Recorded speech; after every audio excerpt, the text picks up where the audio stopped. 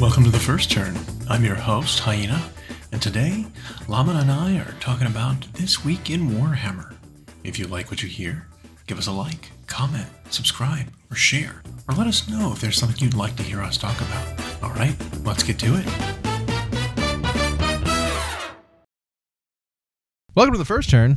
I'm Hyena. I'm Llama. And today we've got actually kind of a lot to talk about. It's been a couple weeks. For us, we were at Gencon last weekend and didn't actually have time to do really anything besides the convention. Yeah. I scarcely even looked at my phone while I was there for any reason. So, we did not get a chance to record. We had a good time, though. We saw a lot of cool stuff, picked up some cool things. It's also like we're so engrossed in like Warhammer. Go figure. We're fans, and we are focused, right? But seeing other companies, other games, what they've got available in person, especially, really always gets me excited, jazzed for those things, right? Like I think we bought like 7 or 8 board games while we were there. We got, I got the entire line from Warcrow while I was there. Like I got a lot of stuff. Which that game is coming into its own, thankfully. Yeah. Well, they're finally releasing actual updates to it. They're actually releasing models for it. And that was the thing that we saw is they had a new 2-player starter box plus expansion for those factions. And they both look really cool. They're actually starting to do, this is Corvus Belli, by the way, that does Infinity. They're also starting to do a new production method. Some of their models that they come out with, the newer ones, were actually made with like a light blue hard plastic. I say hard. I say because it's hard compared to their like plaster resin. Yep. You know, they're like chunky stuff. It's very fine. You can do really good details. I mean, it's up there with like GW plastic. Yeah. Now their sculpting isn't as dynamic as GW are doing it. Like the 2 characters that I had, I think only had a couple pieces. It was like kind of a stoic pose, like wizard or something, a leader, with the only part you had to attach was like the sword arm that was like sticking out. And so like they're still kind of doing the static posing and I think easing into this new medium, this new plastic medium. I don't think they're not exploring what they can do with it yet, but let me tell you, putting it together, the fit, the assembly process, way better, way simpler, way better detail. And I talked to the guy that owns Corvus Belli. He was there. I talked to him a bit about it, and he was telling me that's kind of like they're getting a lot of really good feedback about that new material, and people really seem to like it. And I'm on board with it too. Like it's very, very good. That was going around. While miniatures are not, the feature or even the majority of what happens at Gen Con, a lot of the companies that I guess felt static or stuck on some of their things that we were excited to see finally had some of it out. Right. So also Steamforge was there. Now their booth had a lot less in it than it typically would. They still didn't have any of their P3 paints there. Right. You could get one for free if you had the coupon book. I did see a guy, I don't know if he had like done an order ahead of time, pick up at convention sort of order, but he had a box and it had probably 100 paints in it. It could be a content creator who's getting the whole line. Something like that. But it wasn't like organized. It was like, here's a cardboard box and here are just loose paints in the bottom. Yeah. And that could be because they just don't have a package system for it yet or whatever the case is. But what they did have there, they had a wider variety of their, I don't know what they call their little battle forces, but they had a wider variety of those that I remember from Adepticon. Yep. And then they had an event exclusive mini that was fantastic looking. Yep. So I think what they have is that they've got like 5 or 6 characters from the old game that they have updated and facelifted to this new system. Called them all mercenaries, so they don't have a faction. But I think you can, in terms of game rules, maybe they can slot into other armies. I'm not sure how that works. Yeah. I really haven't looked into playing that game since Steamforge took over. But maybe it's something like that because there's a lot of recognizable characters. I got the one last time, which was a guy named Magnus, who was a character, I think it was a Signar or a Mercenaries Warcaster, and he has his own Jack, and he came out and he was a mercenary, no affiliation. Same with this new one who looks very Crix, where he's got like an abomination with him, and he's got spider tendrils coming out of his back, and he's very Crixy. Well, he's not a Crix faction model; he's a mercenary. Yeah. So, but it was an event exclusive at least for now, until it becomes available for everybody later, I assume. What I thought the highlight was is because I got a couple things, and I wasn't super pleased with the things I picked up there, because I got the Vent one, and that one's fine. But the other Battle Force that I had picked up was for the Khador Winter Guard faction. Oh, right. And that was made back when P3 was in charge. And the models I got, it was 6 of them. It was about $100, that is not cheap. Nope. Was single piece 3D printed models. Yeah. For $16 each. Like, not a fan of that. The detail wasn't great, and the layer lines, the cleaning I had to do, like, it wasn't great. Yeah. But I think with P3 being out of the picture, because they still had, if you looked at the bottom of the feed, it still had like Privateer Press 2022. Yeah. So it was like they were old models that probably been sitting for a long time, and they are still selling them until they need to reproduce more. But the new Battle Force is coming out. There's 2 new factions, by the way, that are coming out. One's like a Nis faction, which were like the Dark Elves from the original game, and the other one is like it was an old Umbri. It's an old Umbri Battle Force, which was like witches and woodland monsters and werewolves and stuff, and it looked really, really good. I was like, oh, you got any of those? They're like, no, it's just a preview for now. We haven't even announced it yet, officially. But here they are, all painted. We're just a little fun, little sneak peek you get for being here. I'm like, well, but I want to buy them now. Yeah. So, but that looked really good to me. Because again, I don't keep my ear to the ground for some of the other games that I used to be interested in. The only time I get real news on them is when I go there in person and see them and see what's updated, Well, another company that's done that, I don't want to say they've done it to us, but historically was for Kingdom Death. Yeah. So for the last few years now, since Gencon came back following COVID, and it was one of the first conventions to do so, we would go to that booth, and they make you walk through it like you're in an adult bookstore or something, where you have to go through a roped-off thing and then go into a hidden aisle and whatever. But on the exterior display cabinets, for the last 2 or 3 Gen Cons, they would show off what were essentially factions of tabletop miniatures more akin to the size that we are all accustomed to, that 25 to 32 mil range. And a lot of them look neat. These were finally miniatures that at least held my interest, because they were not just all nightmare babies with penises. And it was like, well, these look really interesting. There's knights and there's demons and there's... Anyway, but year after year, none of them were for sale.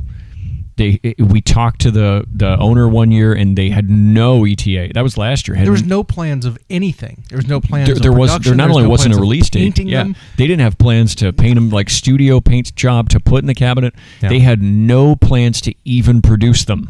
And we're not talking like, oh, it's a few models. It was like 20 factions. Just so many. And each faction had like a leader and a monster and like a lieutenant, and then like 5 to 8 like soldiers that were all themed based on the, this is the Griffin house, and they were all kind of Griffin themed, and here's the Onion house, Sure. because Here's the Mill House. Yeah, and, and so it was like 20 of them, and like it was just zero production. Yeah. Can't buy them, not here. We have them on display for no reason, basically. Yep. It's wild. And then with those display, they'd have little concept art and lore pieces, and I think they were even like stat blocks, maybe for some of them they showed off. So it might be a game, or it might be an addition to one of their base games. But it sounds like some of those pieces are going to start being available, because a handful of content creators have been painting them, where it's like, I couldn't recognize the figure, but it looked pretty, quote, normal. Right. And then it was like, oh, this is from Kingdom Death. And I was like, those are like one of the ones from the cat. So maybe they're starting to give them out to early access people. Still have no idea on the release, but I would also be interested in knowing the price, because it matters. Yeah, it really matters. It's like, you can have the coolest model in the world, but if your like prices are insane, I mean, look at Forge World, right? Oh yeah. You want to go buy a Primarch who is basically like, I don't know, he's the size of a jack, right? In War Machine. Yeah. But in order to buy one, you have to spend $200 for a model. It's like, are you kidding me? Yeah. Nothing's that good. No. You know what I mean? So like, if these models, it's like, oh, you get five dudes, $150 for the box. It's like, nope, no, thank you. No. Yeah. Because I mean, when we had their first release that they had for sale. Not like all the weird pinup girls, but like the actual game they did, which was the box set Kingdom Death Black or whatever it was. The board game where you fought a lion. Yeah. That board game box was like $450. Yeah, still is. Which is insane. Yeah. That's crazy to me. And so like I could absolutely see these being extremely expensive. Well, and I remember the hype prior to that release where so many people were excited. I mean, nerds get excited for some strange things, but that's what we are.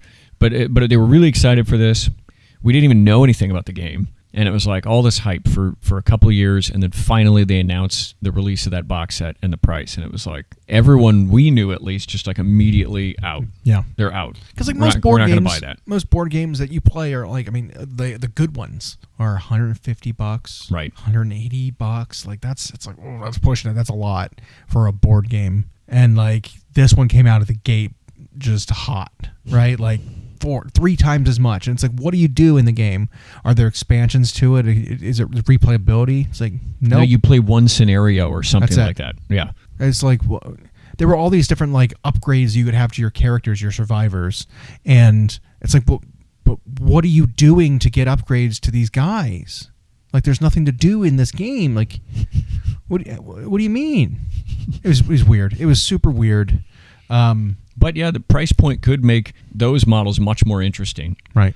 So, I don't know. All of that was, I guess to me, I look at Gen Con, because our focus is so often on miniatures and more specifically Warhammer, that's what Adepticon feels like, or right. or Nova or something however, like that. Though, every single like company that we support and we like has tangentially connections, to board gaming, right? Because it's not like tabletop stuff. It's like legitimately you have board games too. Yeah. I mean, you've got like, Infinity and Warcrow, but here's Warcrow Adventures. That is legitimately a dungeon crawl board game for Warcrow. Yep. So it's like we're marketing this, but we have all the other miniatures too. And they sell a lot of that. But it's like, if a requirement is that you can't be a miniatures focused thing, you have to be a board game focused thing, which I don't know if there is anything like that. Oh, I have no idea. That satisfies it, right? And the same thing with Steamforged, is they had the War Machine stuff over there, but on the other side they had their Elden Ring board game and expansions and their thing for Epic Encounters and all that stuff. I'd be interested to know what the requirements are, because there are companies like, Two Thin Coats was there. Yeah. And Monument Hobbies was there, and they're just selling paints. Yeah. But I wonder if they have different restrictions, right? Like, you classified as different kinds of vendors. Games Workshop's focus was on their kill teams and their underworlds. Blood Bowl and that kind of stuff. Like, they don't really market Warhammer 40K there, even though all the stuff is for sale. Right. They're pushing the board game side of it. And I don't think that's just because, well, that's the market, that's the people that are showing up as board gamers. It's like, I think that's bullshit. I think there are plenty of tabletop gamers that are showing up to this anyway. Yeah. So it's like, I don't know. I wonder if they have to focus on the other things, because it's sort of like, that's what this is for. That's what this convention's for. Yeah. Well, what I do know is Gen Con always feels more vacation-y to me than the others. Yeah. Because it's not just miniatures, we really can participate in things we might not otherwise. We can enjoy downtown and the block party, and we can... the block party, by the way, was not big enough. It was bigger than it's ever been, and it was not big enough. It's already gotten to where they even had twice as many food trucks on the street that divides the convention center from Lucas Oil Stadium, and every food truck, every vendor in the block party, lines for days. Yeah. That you were like just hour-long wait. Yeah. And it's like, that just tells me it's like you need more. You know what I mean? Like, this is the first time around that I think we've been that when we showed up on the first day, there were signs up on every door that said, event sold out all days. Yeah. It's never been like that. No. It's always been like, oh, well, the Friday and Saturday tickets are sold out. But if you want to show up for like Thursday and buy a one day, or a Sunday and you buy a one day, you could absolutely just do that. Like, but this time it's like, nope, fully sold out capacity. Day one. Well, and so right across the street from the convention center, from the front end that points into downtown, is a massive 800-room hotel that's under construction, which made traffic interesting, for the record. But it's also supposed to directly be an expansion to the convention center itself. Wow. And so it sounds like a part of the reason was for Gen Con. That was really funny. So it'll be there for business all year, but like, so it sounds like that's what they're accounting for. It makes me wonder if they're going to move the block party back to the central part of the town. But whatever the case, they locked this in through 2030, and so they want to make sure it can house it. It's also not like they're going to not be able to use that hotel for the rest of the year. It'll be used all year for business. There's the Pacers and the blah, blah, blah, whatever the teams are. There's like 4. I don't know. Whatever the. I'm so good at sports. There's the Fever and the Pacers. There's the Colts, the football team. There you go. Yeah. So like, there's all those teams though that are all right there downtown. It's like you'll get people to stay in that hotel. You know. Yeah, it'll be used for business all year, I'm sure. But it was like that. That sounded like that was one of the big reasons was Gen Con and then some other convention they do. But it's like they really like having that stuff there and want to keep it. So these ways, while they feel a little patchwork. And speaking of, a couple of us walked over to Lucas Oil Stadium, and that's more than it has ever been. It used to just be spillover, and like a couple of obscure tournaments would run down on the field, and now you walk in, and that whole thing is retrofitted to be Gen Con, and it's like... So they had it as the dedicated space for D&D and Magic? No, Magic is in the main game hall, but it was like the D&D 5e release was there last year, or the refresh, and then it's like games I'm not very familiar with that'll have just table space there and a couple of independent TOs running them. Now, I thought most of the Wizards of the Coast stuff was over there in that stadium. Well, now it is full, and there's banners, and there's even some vendors, and there's vendors in the underground walk between the two, and then there's food stands that are up in there. Like they have just set that up to be Convention Site B, but it's attached. So, how many levels is that stadium? just host the convention in the stadium. Well, it's just one level. It's really just the football floor. I mean, you have 60,000 seats, but then people are just sitting. Well, it's like, because I remember, because I'm from the East Coast, and we'd go to like the Ravens games, and their stadium has, you've got your 2 main levels that the plebs can go in, but then you've got like the box seat level and the club level, and like all these different levels where there's like half the games I'd go to, like we wouldn't be out in the stands club level, we'd be inside, and like the ring around the inside that's what you're talking about. Was massive, and that's the same here. It's like because you could have stuff in those interiors of the stadium itself. And they do. Like just all of them though, and just like host the convention in the stadium. I don't know, like I think that could work. It's neat that at least these expansions to it are attached, so you're not having to do like what they tried to do at Adepticon in Schaumburg, where it's like, well, if you go drive 11 miles over to Site B, or we've got a bus waiting out front. If you want to go play this other game at the satellite site, just hop on there. It's a 10-minute ride. It's like, no, but it only comes on a schedule. I don't want to do that. Yeah. So, and then the numbers came in, and it sounded like vendor sales were record. The attendance was record. Not surprising. And yet, I don't know. I didn't have that many problems moving around. I think by having more stuff in the stadium, and then whatever this place across the way is going to be like, gives you a little bit of breathing room. For sure. Although it sounds like that new place won't be open until like right after the next Gen Con happens. Tell them to hurry. Yeah. Like it's when you look at the building, it's like, is it really that much more to do? You're going to want to get this done like a month earlier. Yeah. Like, come on. Now that will open up hotel availability for people attending the con, which... More availability is good, I think. That usually helps. Well, because more hotels available means more like Airbnbs available, right? Because those people move out of the Airbnbs and move to the hotel instead, and that kind of deal. Well, and that hotel will probably be very attractive. I imagine it'll be expensive, but it'll be very attractive because it's right across the street. Well, so I don't know, because whenever they do the hotel blocks for these conventions, they usually have a pretty reasonable discount. A deal. Yeah. So like when we just booked our hotels for Adepticon, which is the earliest they've ever opened that, by the way. Yeah, no kidding. I mean, that was only like $170 a night. Yeah. For some of the really nice hotels. The ones that were like right across the way, like all of them are about that same price, which is like that's doable. That's not bad. Yep. So I wonder if that whole hotel block they have dedicated to that will be a reasonable price, where like usually it'd be more, but this is an incentive. I could see it. Yeah. Overall, it's pretty A+ experience. I mean, there was a lot I just didn't, like every year, there was just a lot I didn't get to do. There's stuff around downtown. There's stuff in the convention I didn't get to do. But I did find out they are expanding things like miniature painters who teach classes there. Okay. So a lot of that takes place up near where the Gencon General painting competition is, and the speed paint and the paint and take.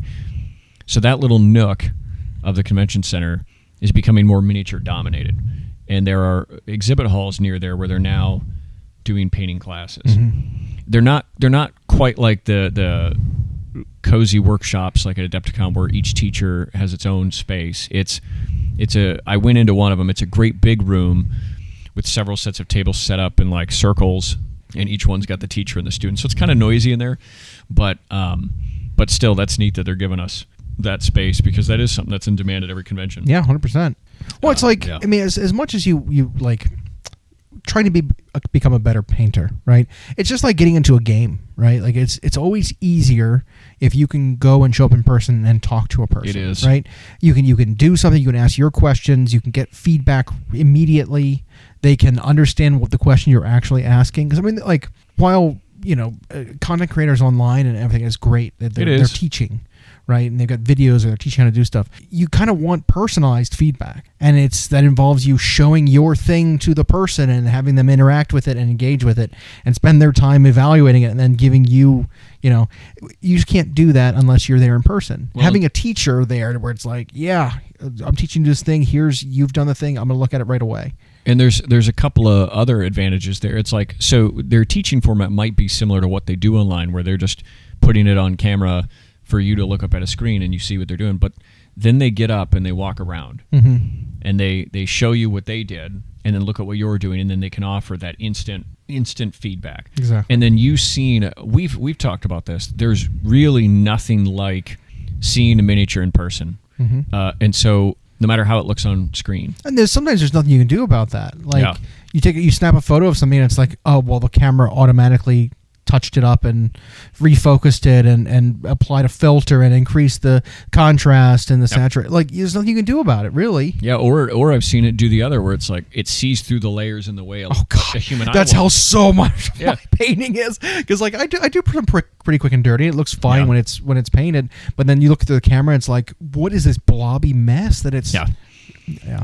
Or it'll desaturate, or it'll knock back the contrast. But the camera just does weird things, and like then you see it in person, and you really, I prefer the look of it in person for one, but then you can really see how it's functioning. Plus, the teacher will typically have with them 2 or 3 models that they've completed that you just can go up and look at to get an idea, and then that might be something they're teaching. Like when I went to see Aaron Clark at Adepticon, he had there a couple of pieces that he'd won Golden Demons with. He had his Horus Ascended. He had his Slaanesh Demon Prince.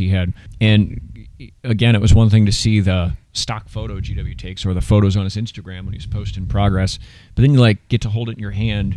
It's just I like that so much better. It looks so much more human. And then the teacher being able to go around and touch what everybody's doing helps. Well, it's also with you. I know you've said that when you see them in person, you see like you can tell what they did. Yeah. It almost seems achievable. Not almost seems achievable. It makes it seem more achievable. It does. Right? Because you're like, oh, I see exactly what he did here. I could do this. Yeah. If I had more time and I spent more time doing this and then whatever, like I could replicate this. Yeah, because you can see that human element, right? That's missing from most nowadays AI corrected digital photos. And yes, you can. I think Richard Gray say that there are some people who paint miniatures solely for social media.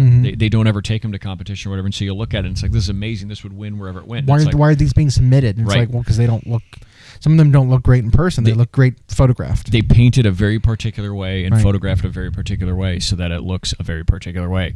But I always prefer seeing it in person, because while the color is always not quite as vibrant in person, it's usually more pastel, more matte. Again, that side of it actually looks better to me, and then like you just talked about, I can then look at it and like see what was done, and I love that motivates me more than anything to go back. And we saw more of that this year in the Gen Con vendor hall, where there were more miniatures companies that now had studio painted stuff, and I always love looking at that. Like Aaron Lovejoy was at one of them, and Now, I would say that it's just because you can see it in person doesn't mean that you can actually do it. It takes practice. You got to do it. Effort, you know. But it's also like the inventiveness of it is there some things that you see and you're like, oh, I think I could do that, but it's like, if you didn't see it, you never would have thought about it. Where's the inspiration come that's from? part of it. Like I've seen like actual wall art, modern art, where it's just like simple stuff. It's like you look at a canvas, it's like a big white canvas, and it's like a square with like a circle in the middle, and then there's like a line across in the center. You're like, how did this sell for $32 million? You know what I mean? It's like, it's what is this? Yeah. Is this a tax fraud thing, or is it like there's something about the placement of it that triggers something in the mind that, like, you know, whatever, you react to it. But it's like, if you went and tried to replicate that, it's like, yeah, you as an individual could look at that and be like, I could do that. It's like, but you didn't. You didn't think about doing it. Yep. Right? It's like, yes, you can replicate it, but like there was someone who thought about it and did it first. There was an origin. There was somewhere where that thought of creativity came from nothing. And so a lot of times that's what, you know, is striking about like the winners about competitions. It's like, wow, that was amazing. I never would have thought. I mean, there's still some things I never would have thought of. Yeah. I can give you a couple examples from you know, recent Golden Demons, like Taro. Yeah. Did that goblin ejecting from the plane. Forced perspective even. Yeah. Amazing. Yep. I never would have thought of that.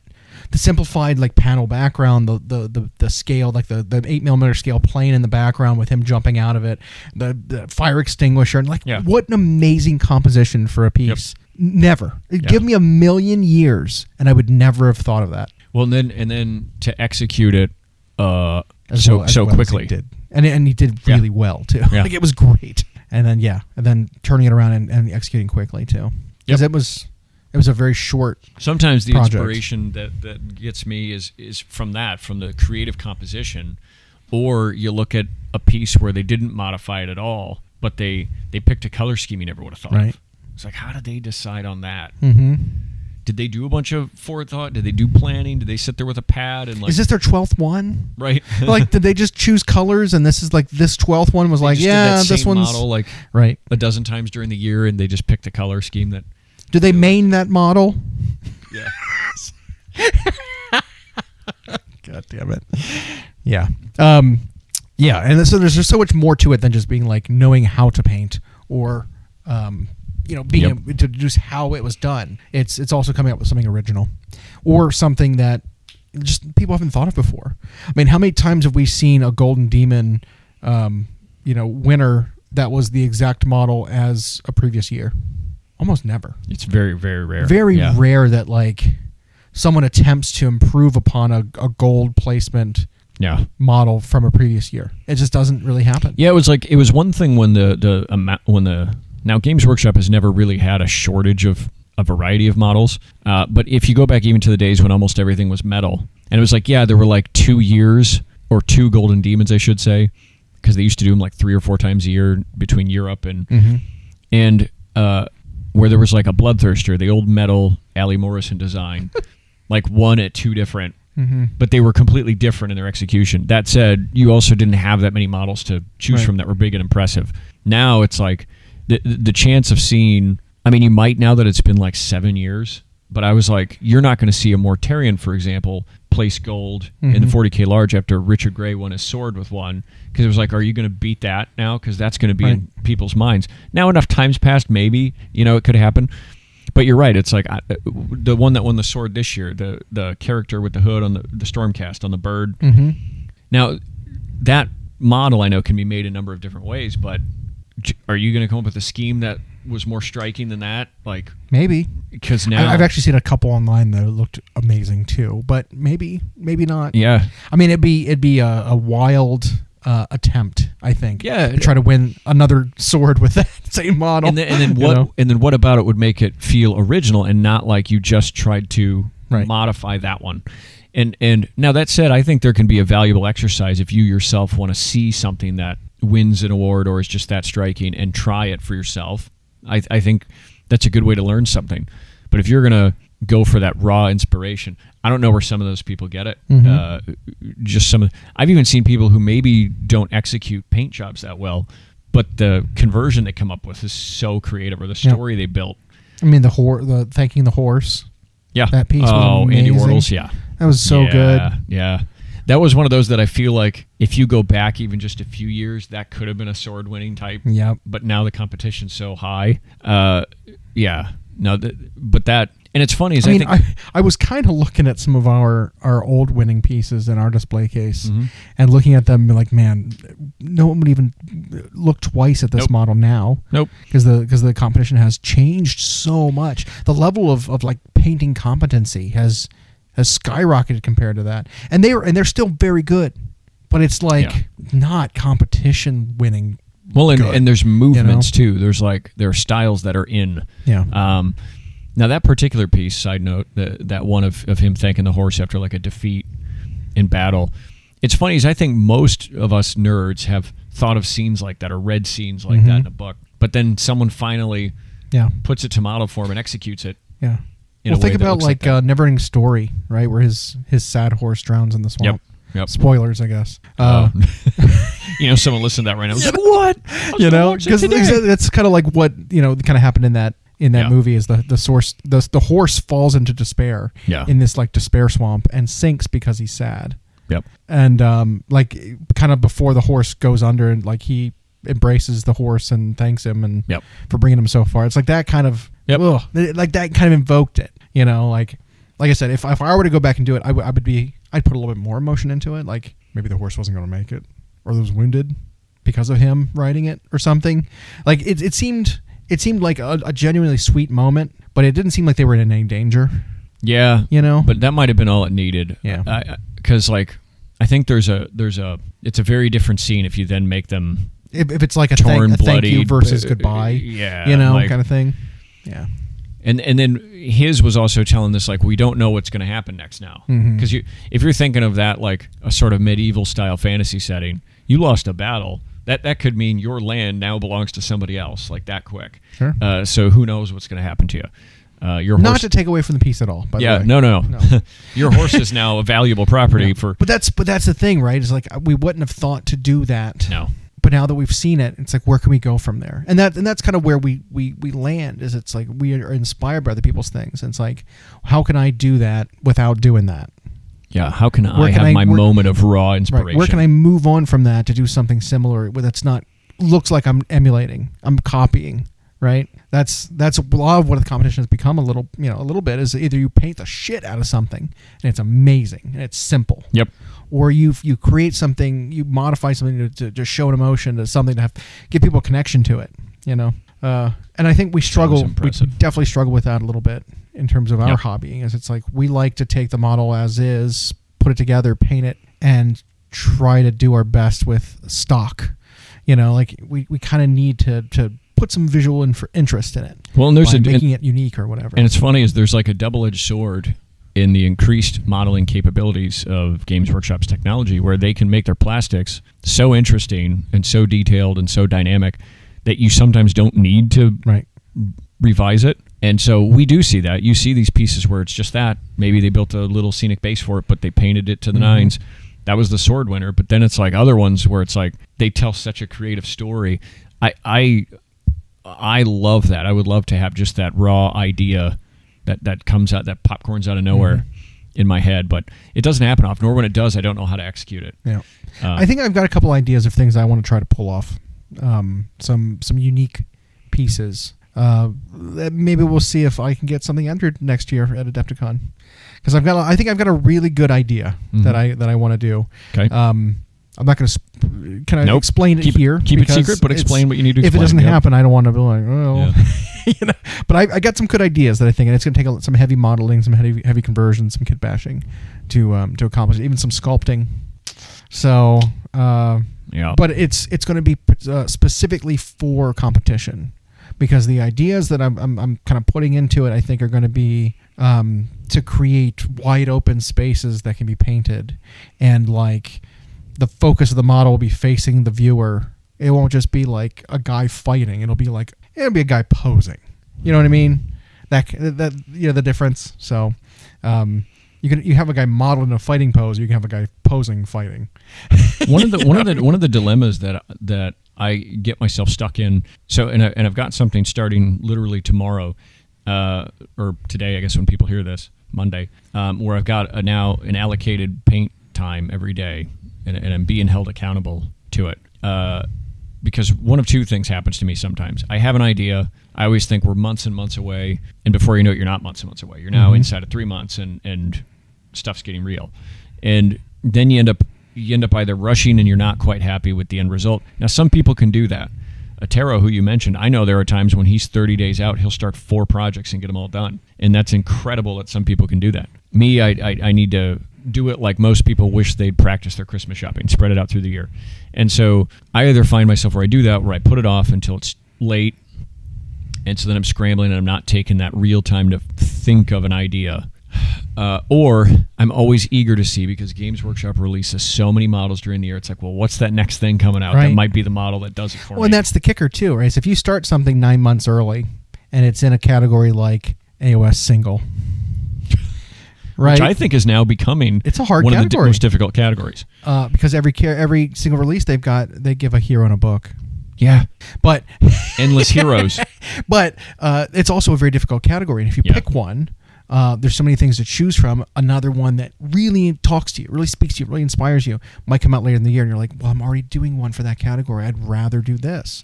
Do I start over? Right. Do I do it next year? Next year I might have a dilemma where another cool model that beats this one comes out. Maybe I'll never have a chance to do this cool model if I don't do it now. And so you start over and you don't get it done. You're rushed, all that. Yeah, you end up with 12 projects that you've started, and then you like lost inspiration, or you didn't even do a little bit of book work and write down what paints you were using or what methods you were using, and then you get lost partway through.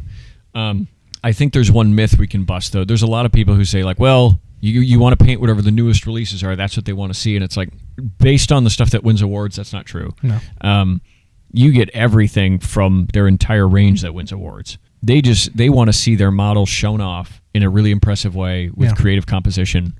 Not to say that a new model can't win. Of course it can. Because, like we said, the sword last time was that more Griff. Yep. Right. Which was less than a year old. It was right? less than 2 months old. Yeah. It was like brand new. Yeah. Like it just came out. Yeah. And it got done, and it was to that level, and it was amazing.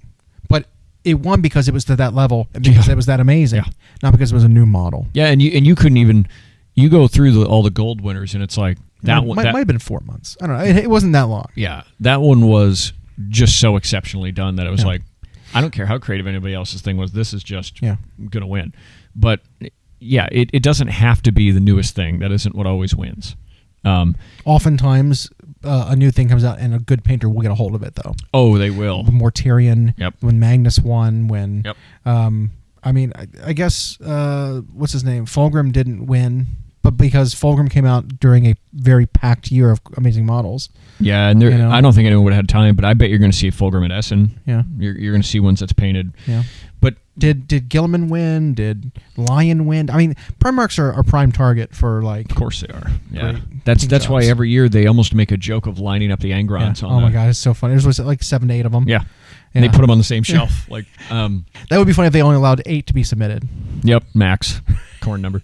But the biggest thing is I think they like seeing something they haven't before. So to a degree, a new model gets you that because you're going to do something with it. If a new model comes out just a couple months prior to the event, you've probably mostly only seen the studio paint job or whatever early access content creators have done. Eleminster or whatever his name is going to do OSL on it. Go figure. Like you're going to see that, but otherwise, yes, that can win if you're showing them something they haven't seen. Right.